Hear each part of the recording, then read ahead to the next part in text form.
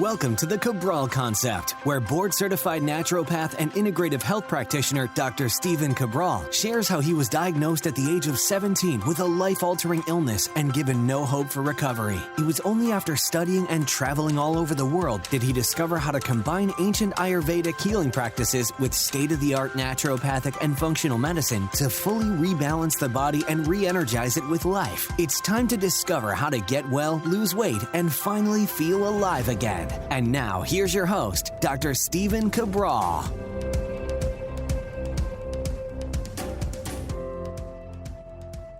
Welcome back, everyone. We're here today on our first Cabral HouseCall of the weekend. I get to answer all of the different questions that have come in over the past few weeks. Always excited to be able to open up that Ask Cabral document. We have thousands upon thousands of questions in there. Most of them have been answered. The ones that haven't, we're just about 12 to 13 weeks behind from when you write in to when it gets read live on the podcast and answered live as well. So as I always say, this is, or obviously I have to give you the disclaimer, it's not medical advice, no medical treatment plans, advice, diagnosis, or cures are given on the show. What I try to do is give you 25 years of clinical experience and being able to share with you the hundreds of thousands of people that my team has had the pleasure to work with, including myself. So without further ado, let's get started on some of these wellness, weight, anti-aging based questions. The first one is from Eilise. And I believe it's Eilise. And it says, "Hello, Dr. Cabral. My 9-year-old daughter has suffered greatly most of her life from stomach chronic pains, switching between constipation and diarrhea. She has hypermobility in her arms and hips, cold hands, often feels itchy without there being any visible rash. She's had very bad eyesight, thin, brittle, slow growing hair, can't gain weight, 40th percentile in height, 2% in weight. I've seen a geneticist for possible Ehlers-Danlos. It seems very likely she has that and some accompanying issues. Tried going organic, gluten-free, grass-fed beef, giving her liver capsules, omega-3s, cod liver, digestive enzymes. But she goes through periods of time where her stomach still hurts. Desperately need help." All right, totally understand what you're saying. Please do type in Ehlers-Danlos to stephencabral.com/podcasts, and you'll get all of my podcasts on Ehlers-Danlos. So we won't go through that today. We'll go through what seems to be going on with your 9-year-old daughter. And there's something called, it's called a dysaerobic syndrome. So a lot of practitioners, if they haven't studied bioregulatory medicine, are unfamiliar essentially with the term, but they will understand it in terms of how the body operates from more of a catabolic nature. So before I even got to Ehlers-Danlos, or whether that's even an issue because of the hypermobility, no matter what, honestly, that's not going to be a diagnosis that either is going to be like, oh, okay, well, good, we have a diagnosis. No, it's not, because there is an absorption issue there seems to be with your daughter. So she's not growing as fast as she should be. She's not putting on as much weight. Now, that would be okay because she just might be a smaller individual.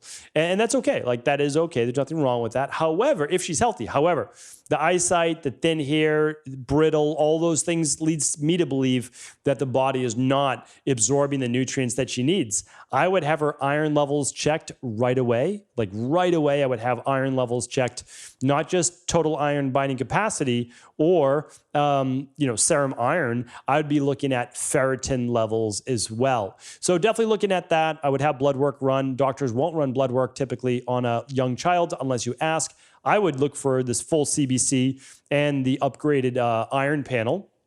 And I would be looking at this child's digestion.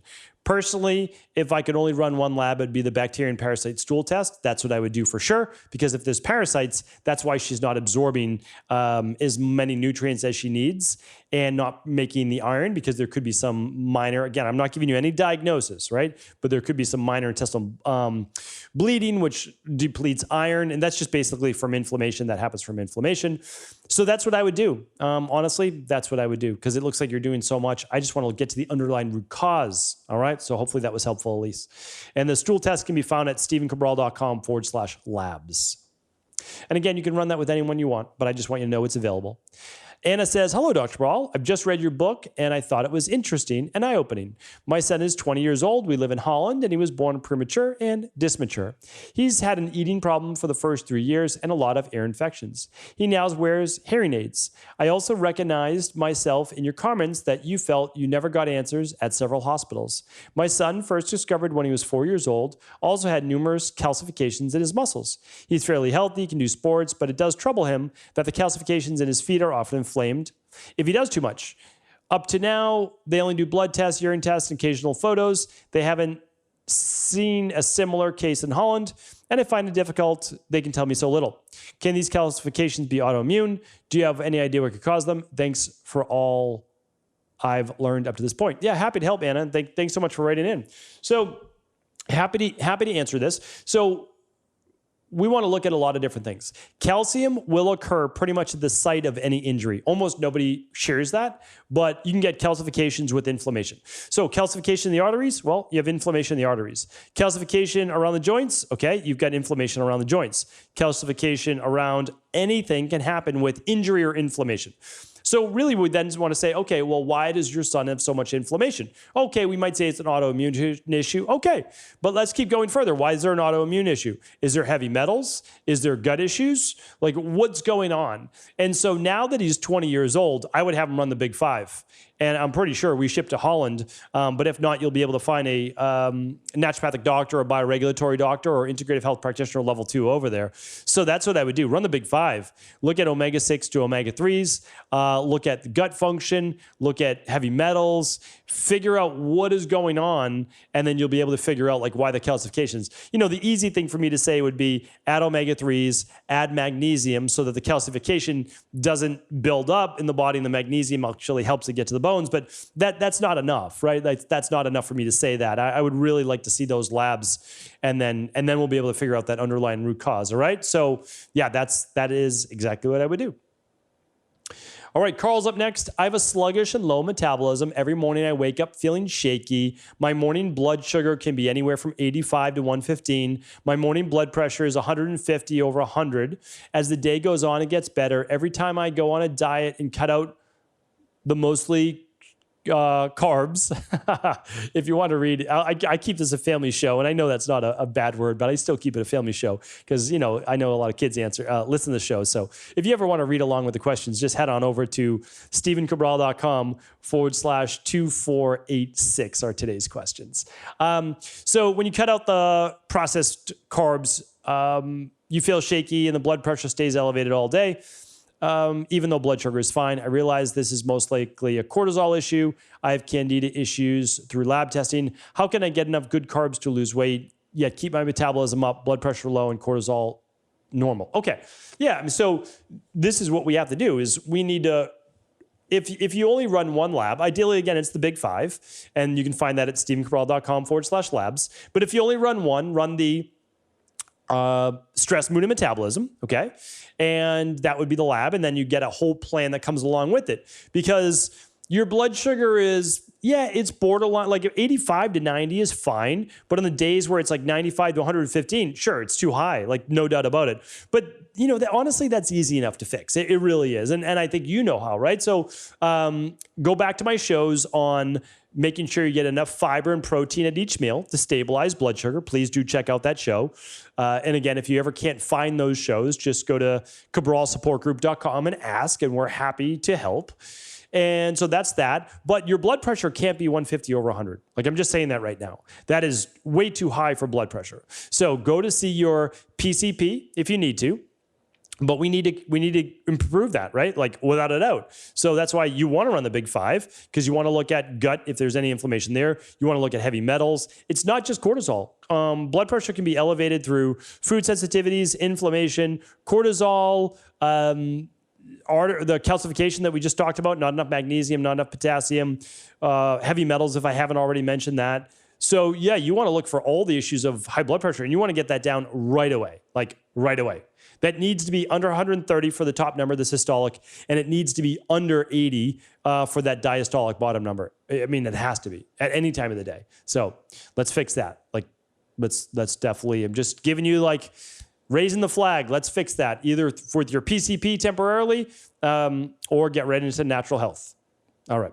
And you'll fix your glucose, I'm sure, at the same time, right? Because you'll be doing something like the 21-day functional medicine detox, which I would do.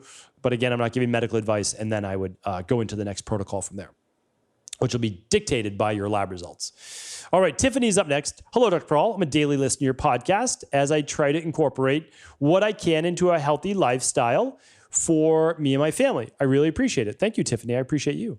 My son is 16, and we noticed that one of his hands shakes. I was distracted by it the other day as he was talking to me, so it was noticeable.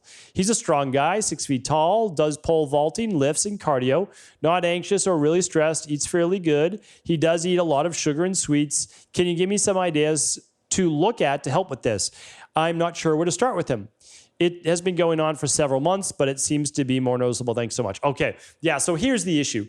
He's 16 years old. So many 16-year-olds eat a lot of processed sugar, and they also drink energy drinks. So first and foremost, let's not read into this like it could be a huge issue, right? Like, let's not look into this as neurological based or nervous system based or, different levels of neurotransmitters are off, because all of those things could be true. All right. So again, you can test for all of them. He's 16, so we can definitely do the big 5, and you could do the neurotransmitter test if you need to. Okay. So again, those are available. I'm not saying you need to go there yet. The simplest using Occam's razor is to say a lot of teenagers, when they're out with their friends, drink energy drinks, caffeine, and they eat a lot of sweets, and then they are highs and lows in blood sugar, and that can cause the shakiness. If we stabilize that with the 16 years old, let's just say 30 grams of protein at each meal, at least, the 3 meals a day, with good fiber and carbs and healthy fat. Let's see if that helps. And then cut out those energy drinks. All right. And you might need to wean down, because again, some teenagers are doing 2-3 energy drinks a day. So, you need to wean down basically a half instead of a full, and make that last for 2 of them. And then you just keep gradually decreasing. Check out my podcast. Obviously, these are all free on how to wean off caffeine. All right. And if you ever can't find them, just not email in. Excuse me. I need to take a breath sometimes. Let me grab a sip of water. Okay. So again, if you ever can't find an answer or a podcast, write into cabralsupportgroup.com. That's a free Facebook group. Okay. All right, Joseph's up next. I'll try to make the long story as short as possible. My wife has well-controlled diabetes. However, in the past 5 years, she has developed complete numbness in her feet, calves, and it's now spread to her hands. Additionally, she has nearly constant muscle fasciculations, with occasional painful cramping. We know it's demyelination, but no one knows why it's occurring. She has had every test available, and everything she knows, she's the picture of health, aside from diabetes. Well, all right, well, there we go. She has had tests for tropical disease, exotic disease, etc. Been to the Cleveland Clinic, recently had a spinal tap, showed nothing. Okay, bands around the cerebral fluid. Let's see, her spleen occasionally swells, so you can see it pushing against her skin. Okay. All right. Well, there's something going on. And Joseph, thank you for writing in. And I appreciate you telling me she has diabetes, spleen issues, a couple bands, maybe issues as well. So, this is interesting. So there's definitely an inflammatory process in her body, because you confirmed, you said, it's demyelination. Okay. So demyelination, for those people that don't understand, basically your nerves run through your body and it looks like an electrical system. If you've never read the rain barrel effect, I show it in that. If not, you can just literally look up the nervous system online.